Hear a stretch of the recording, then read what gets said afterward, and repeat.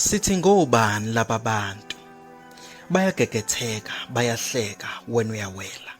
Uwela umfula abahlulekile ukuwela ngamasu. Usifundise ngeqhinga likapiyano wabasha abantwana. Umyalezo wakho ubusobala kwezinqe zeselesele. Bathe uyabhimba mina ngithi ubucula ngelakhe lemiyoli. Ubumnandi bephimbo elidinga ukulalelisiswa sakumoyizela. Abantwana nabo bayalicula ngobani laba bantu. Laba ngabantu abakhomba abanye kube kuyibo ushilo.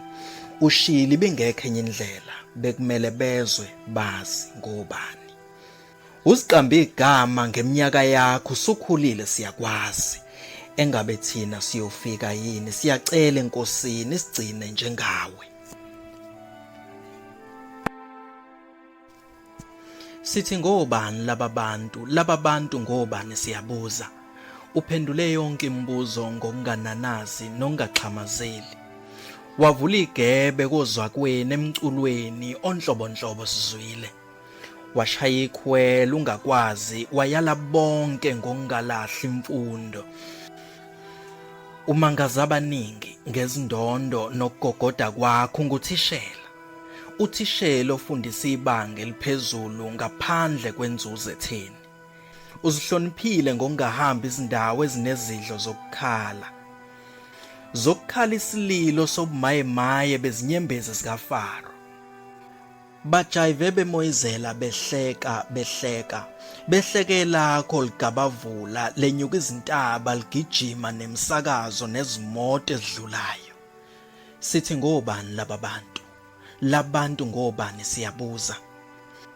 Wena ubhala isibalo esibehlula bonke othisha ngelakhe iphimbo. Wena ukhomba indlela yempumelelo kontanga yenu ngomunwe.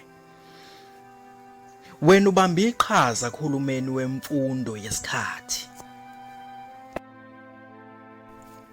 Ngishaywe ngumbani kwaphazima engqondweni ngolwesithathu. Ulwesithathu lobuhlungu bomndeni nabazukulu bakho. Sisalizwe iphimbo lakho lizoyize ezingqondweni nasemicabangweni yethu. Lapho singasayophinde sikubone umthwalo wethu uyasisinda sethule. Sethule ubuye uzosiculela elinye nalo lithi ngobani laba bantu. Kuthi ngasekugcineni kwalo bese lithi sengiyahamba emhlabeni. Leso koba yisivalelise siyohlulisela lingukufa kwaNtsondo.